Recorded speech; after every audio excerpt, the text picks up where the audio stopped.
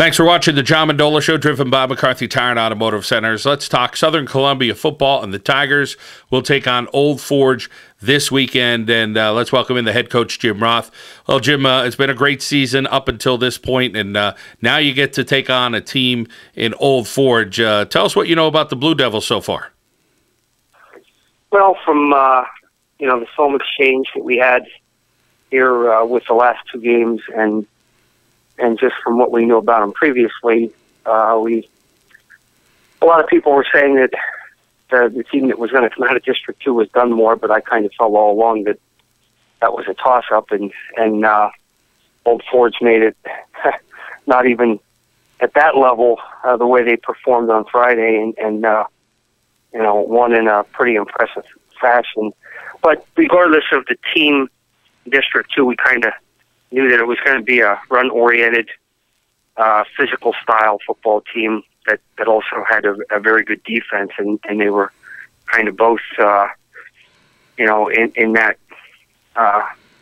framework as far as the type of teams they were, and Old Forge with their performance last Friday appears to be on top of their game and playing their best football of the season, and they're physical on both sides of the ball. They're not real fancy offensively, although they can throw the ball well enough to hurt you if you disregard the pass and don't honor it. And defensively, they play physical up front and get to the ball real well. We're talking with Jim Roth from Southern Columbia here on the John Mendola Show. Jim, as far as physicality, I guess it's hard to gauge it on film, but Old Forge and Dunmore, as you mentioned, they're both physical football teams. Have you faced the team, and you go through a tough schedule down there, there's no doubt. Have you faced the team with this type of physicality so far this year? Well, probably South Williamsport would be the closest, the team that we just played in terms of just their scheme and the way they approach the game. But overall, on both sides of the ball, I don't think they have the, just the manpower and the overall ability, especially up front, that Old Forge has. But similar scheme, just run a lot of power stuff out of the eye. Tailback is the main guy, and they throw occasionally, but they were effective when they would throw. So a lot of similarities there.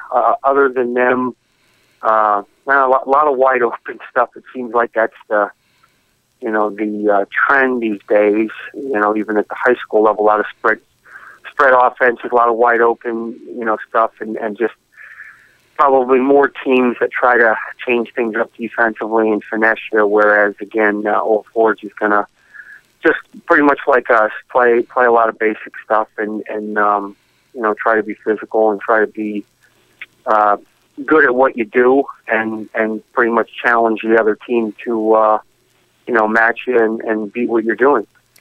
Jim, talk about your team this year. I mean, you guys have had a fantastic season. You have a young quarterback that can throw the football, guys, again, in the backfield that can run the football. And you guys have your own physical style football that's been working for you and your program for many, many years. Tell us about this year's Tigers. Well, we've run the wing tee for a long time, and we don't, usually end up throwing a whole lot, although even this year, Nick Becker, our sophomore quarterback, has had a real strong year. He's thrown for over 1,600 yards and over 20 touchdowns. So he certainly has been effective as a sophomore. But he's been good at what we need him to do. But again, it starts with the running game, and the fact that our running game has been outstanding all season long. That helps that young quarterback, and it helps set up that passing game, with play action and just the defense not being able to focus as much on the pass. Our backfield, starting with Adam Fudale at fullback, who somewhere over 1,400 yards now, I think. He's had an outstanding year, and he's been our main ball carrier in our system. The fullback is usually the main runner. And at the halfback position, we use two, but we actually have rotated three players there between Nate Hunter, Matt Leupold, and Blake Marks. Between the three of those guys, who have rotated on a regular basis the entire year, they have between 1,500 and 2,000 yards rushing. So, we've got a lot of production out of a good group of backs, and they all played last year. Nate Hunter had an injury that ended the season early, but they all started and played last year. So we had a lot of experience there and a lot of people back up front in the offensive line. So the offense has been, especially with the passing game coming along. And I would have to mention Luke Rehrig, a receiver for us that is having an outstanding year with, I think, around 40 catches and approximately 800 yards. Very talented two-way player in the secondary also. But the passing game has come along and given us a lot of balance, and we've been able to score points consistently. But probably the most pleasing thing has been the way our defense has come along. We didn't have a whole lot or as many kids coming back on the defensive side of the ball, so we had some more holes to fill there. And those guys, Matt Unum has really stepped it up since early in the year. And, right now, going into the postseason, it's probably the best defense we've had in a number of years. So we feel pretty good about our situation. But, again, I don't think we played anybody in a regular season that would be, at least in some areas, to the same caliber as Old Forge is playing right now. So, this is certainly a big test for us to find out where we are, and obviously, it's a huge game because of the implications being the first round of the state playoffs.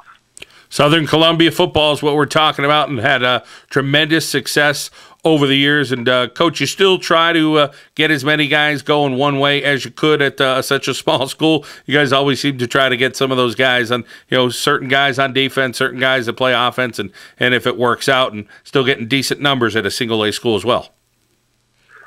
We are. Right now, our numbers are actually up a little bit. We're like 57 players on varsity right now, and that's just 10 through 12. We have no freshmen on the varsity this year. So they're certainly good numbers for a Class A school.